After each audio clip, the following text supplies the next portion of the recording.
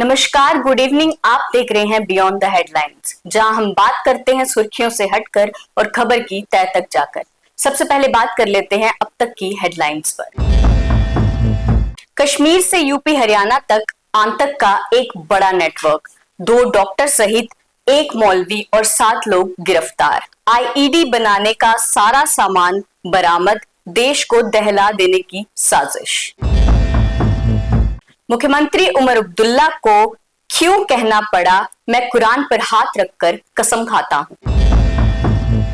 नगरोटा और बड़गाम की उपचुनाव की तैयारी पूरी, अधिकारियों ने सुरक्षा की समीक्षा की। जम्मू के आरएसपुरा में अपराध का एक अजीब मामला सामने आया, एक शख्स को केरोसिन डालकर जला दिया गया। पीएचई डेली वेजर्स का प्रदर्शन तेज, सीएम हाउस का पानी कनेक्शन काटने की कोशिश। और अब खबरें विस्तार से। मेरे साथ होंगे मेरे सीनियर सहयोगी दीपक खजूरिया। तो दीपक जी, आतंकियों का एक बड़ा नेटवर्क पकड़ा गया है, जिसमें 2 डॉक्टर सहित 1 मौलवी भी है, 7 लोग उस पर गिरफ्तार हुए हैं। और अभी अभी एक खबर और आई है कि उसमें एक फीमेल डॉक्टर भी गिरफ्तार हुई है। बिल्कुल आकांक्षा, ये मामला बहुत बड़ा होता जा रहा है और मुझे लगता है कि रिसेंट टाइम में जितने भी टेररिस्ट नेटवर्क बस्ट किए हैं जम्मू कश्मीर पुलिस ने, शायद उसमें सबसे बड़ा नेटवर्क हो। पहलगाम हमले के बाद हालांकि एक बड़ा नेटवर्क पहले बस्ट किया गया था, उसके बाद मुझे एक और बड़ा नेटवर्क लग रहा है। जिस तरह से लगातार एक बैक टू बैक गिरफ्तारियां हो रही हैं और अभी जो जानकारी आ रही है द न्यूज रूम के माध्यम से, हम सीधा अभी ये जानकारी बता रहे हैं कि एक लेडी डॉक्टर को गिरफ्तार किए जाने की जानकारी भी आ रही है।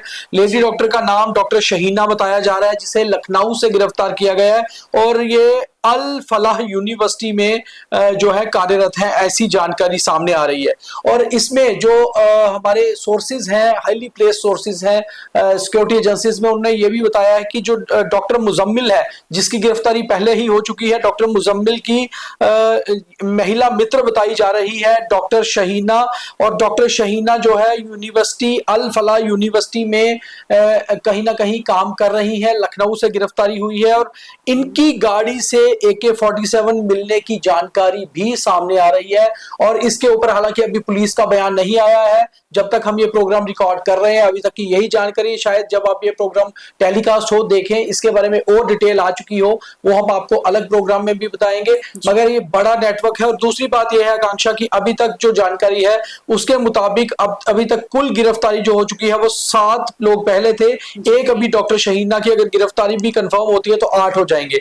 इनमें से 2 डॉक्टर्स, डॉक्टर आदिल और डॉक्टर मुजम्मिल, उसके अलावा एक मौलवी इरफान अहमद जो इमाम है एक मस्जिद के शोपियान में, उसके अलावा आरिफ निसार श्रीनगर से, यासिर उल अशरफ श्रीनगर से, मकसूद अहमद डार श्रीनगर से और डॉक्टर आदिल कुलगाम, डॉक्टर मुजम्मिल पुलवामा, जमीर अहमद अहंगार गांधरबल से और मौलवी इरफान शोपियां से। ये सभी लोग गिरफ्तार हुए हैं। और बड़ी बात यह है कि ये सभी एक इसी टेरर नेटवर्क का हिस्सा हैं जिसको कि बस्ट किया है जम्मू कश्मीर पुलिस ने।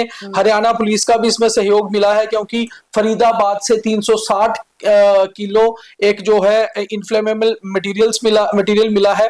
और ये सारे जैशे मोहम्मद और अंसार गजहत उल हिंद AGUH इस टेरर नेटवर्क से, इस टेरर ऑर्गेनाइजेशन से जुड़े हुए थे। और 162 नंबर FIR नंबर है जो नौगाम पुलिस स्टेशन में है। उसके बाद लगातार कश्मीर पुलिस का कहना है, कुछ बड़े ऑफिसर्स का भी ये कश्मीर पुलिस के कहना है, द न्यूज रूम 24 आवाज को उन्होंने बताया है कि अभी इसमें और गिरफ्तारियां हो सकती हैं। तो जब तक हम ये प्रोग्राम देख रहे होंगे आप लोग, शायद इस पे और अरेस्ट होगी। और बड़ी बात यह है कि आईडी बनाने का मटेरियल जो इनसे मिला है, उससे एक बात बिल्कुल आकांक्षा साफ होती है कि देश को दहलाने की साजिश थी। आईडी से हमले कश्मीर में किए जाने थे, हरियाणा में होने थे, दिल्ली में होने थे या फिर किसी और शहर में। ये पूछताछ में इसका खुलासा होगा। इंटेरोगेशन इनकी शुरू हो गई है और मुझे लग रहा है कि बहुत जल्द ये मामला NIA के पास चला जाएगा, क्योंकि NIA पूरी डिटेल्स इसमें जुटा रही है।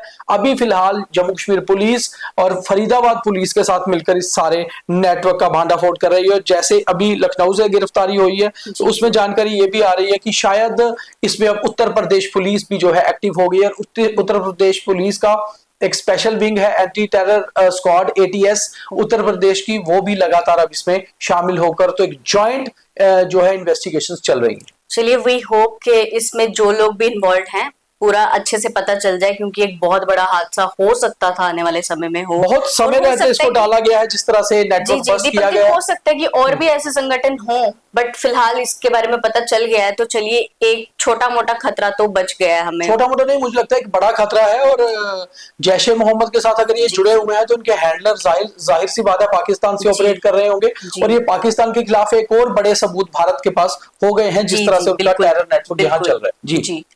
तो अभी बात करें अगर पॉलिटिक्स की। जी हाँ, पॉलिटिक्स में जाते हैं। एलओपी सुनील शर्मा ने बयान दिया था, आज उस पर अपने सीएम का भी बयान आ चुका है, तो आप उस पर क्या कहोगे? देखिए, बड़गाम इलेक्शन से ठीक एक दिन पहले सियासत लगातार गर्माती जा रही है जी आकांक्षा, और बिल्कुल बड़ी बात इसमें यह है कि जिस तरह से कल एलओपी सुनील शर्मा का बयान बड़गाम में ही आया था और उन्होंने एक रैली के दौरान ये बयान दिया था कि उमर अब्दुल्ला जी अपनी पाक जो हम इस्लाम में सबसे पाक ग्रंथ माना जाता है कुरान, उस पे हाथ रख के कसम खाएं, बताएं कि 2024 चुनावों के बाद उन्होंने बीजेपी के साथ गठबंधन की सरकार बनाने के लिए हामी नहीं भरी थी। कहीं ना कहीं बड़गाम चुनाव, क्योंकि उमर अब्दुल्ला बड़गाम से चुनकर आए थे, उसके बाद सीट खाली की, गांधरबल की सीट रिटेन की, ऐसे में उमर अब्दुल्ला और उनकी सरकार के लिए, नेशनल कॉन्फ्रेंस के लिए बड़गाम चुनावों में बहुत बड़ी ये चीज सामने आई थी।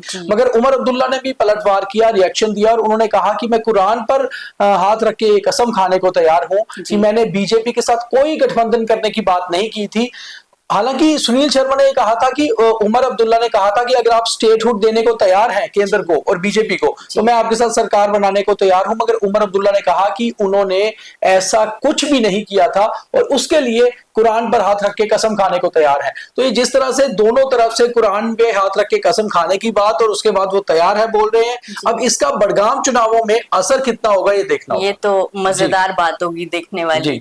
चलिए, ये तो हो गई। अब जो नगरोटा में और चुनाव आ रहे हैं उसको, नगरोटा बड़गांव में ऑब्वियसली जो चुनाव आ रहे हैं उसको लेकर तो अब हर एक चीज जो है वो तेजी पर चली गई है। और आकांक्षा आप तो आ नहीं रहे हैं, समझ लीजिए आ गए हैं। जब हमारा ये प्रोग्राम चल रहा है, कैंपेन खत्म हो चुकी है, कल सुबह 9 बजे से वोटिंग शुरू हो जाएगी, शायद 8 बजे से ही। और नगरोटा और बड़गाम दोनों उपचुनाव, दोनों बाई इलेक्शंस जो हैं, इन पर खास तौर पे केंद्र सरकार की भी नजर रहेगी, क्योंकि पिछली बार ये दोनों सीटों में से एक सीट नेशनल कॉन्फ्रेंस और एक बीजेपी जीत कर आई थी, और इस बार भी मुकाबला इन दोनों पार्टियों के बीच दोनों जगह ही नजर आ रहा है। बीजेपी बड़गाम सीट जीतने का भी दावा कर रही है और नेशनल कॉन्फ्रेंस पूरा जोर नगरोटा में भी लगा रही है। ऐसे में सबसे इंपॉर्टेंट चीज ये होती है कि इलेक्शन कितनी होती है, यानी कि वोटिंग परसेंटेज क्या रहता है, इस पर नजर खास तौर पे रहेगी। और इसके लिए कल सुबह 8 बजे से वोटिंग शुरू हो जाएगी। आज एसएसपी जम्मू, डीसी जम्मू दोनों ने सिक्योरिटी समीक्षा की है, सिक्योरिटी रिव्यू किया नगरोटा का, और वहां पर जितने भी जो पोलिंग बूथ हैं उनमें तैयारी हो चुकी है। पोलिंग एजेंट वहां पहुंच चुके हैं, पोलिंग स्टाफ कल सुबह पहुंच जाएगा। रात को सिक्योरिटी फोर्सेस जो है पूरी तरह से तैनात हो चुके हैं, और कल वोटिंग शुरू होती है। और कल ये देखना होगा कि क्या पीसफुल वोटिंग होती है, पहली नजर ये रहती है और पहली कोशिश भी यही होती है फ्री एंड फेयर इलेक्शंस में वोटिंग परसेंटेज का कैसे रहना, और क्या वोटिंग बिल्कुल पीसफुल रहती है, ये बहुत इंपॉर्टेंट होता है। तो मुझे उम्मीद है कि दोनों ही कॉन्स्टिट्यूएंसीज में अच्छी खासी वोटिंग होगी और वोटिंग पीसफुल भी रहेगी और फ्री एंड फेयर भी रहेगी। जी। एक आरएसपुरा से मामला सामने आया है जो कि बहुत अजीब है। एक इंसान को केरोसिन डालकर जला दिया गया, उसको लेकर आप क्या कहेंगे? हालांकि आकांक्षा 90% वो जल चुका है शख्स, और बहुत ज्यादा होता है, पर मगर वो बयान देने में सक्षम था, अपना बयान उसने सबमिट कर दिया है, स्टेटमेंट दे दिया है। तो ये एक अच्छी बात ये है कि बयान आ गया है, जिससे ये पता चल जाएगा पुलिस को कि कारण क्या थे। जो जानकारी अभी तक सामने आ रही है, ये मीरा साहब और बिश्ना के बॉर्डर पे एक गांव है, वहां की घटना है। एक शख्स जो कि 4th क्लास एम्प्लॉय था एक गवर्नमेंट डिपार्टमेंट में, उसको उसका किसी से पैसे का लेन देन था, वो पैसे लेने के लिए किसी के पास गया, जो जानकारी आ रही है, और उन्होंने दूसरी पार्टी ने उस पर कैरोसिन छिड़क कर आग लगा दी। उसके बाद जब आसपास लोगों को इस घटना का पता चला तो उन्होंने उसको हॉस्पिटल तक पहुंचाया, जीएमसी में भर्ती है, इलाज चल रहा है, उपचार चल रहा है।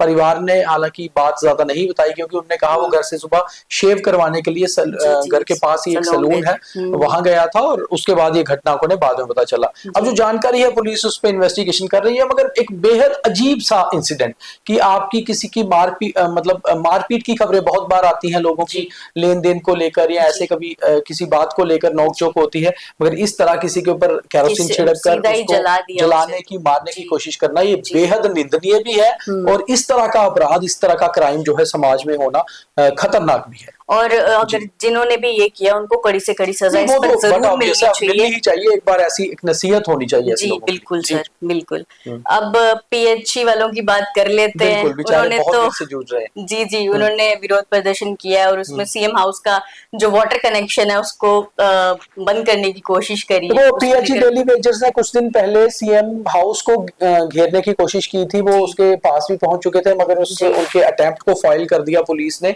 और तितर बितर कर दिया, हल्का सा माइल्ड सा लाठीचार्ज भी उनपे हुआ।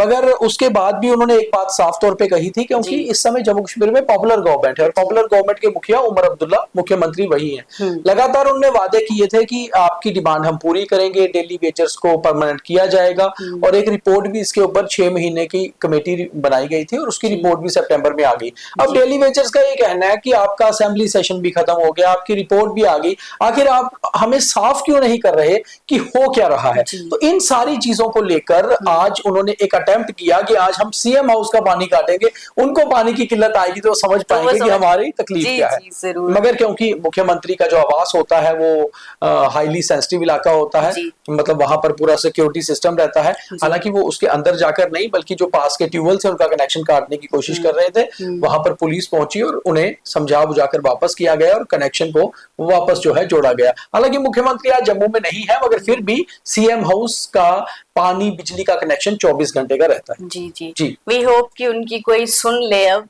नहीं, ये तो बहुत देर से हम कर रहे हैं और सभी लोग ये चाहते हैं। बिल्कुल जी। तो फिलहाल की खबरों में इतना ही। अब देखिए थॉट ऑफ द डे। और अब आज का थॉट ऑफ द डे। सपने वो नहीं जो आपको नींद में आते हैं, सपने वो हैं जो आपको नींद ही नहीं आने देते। तो मेहनत करो, क्योंकि किस्मत भी हिम्मत वालों का साथ देती है। तो ये था आज का BTH। बाकी खबरों के लिए देखते रहें न्यूज़ रूम 24 आवाज।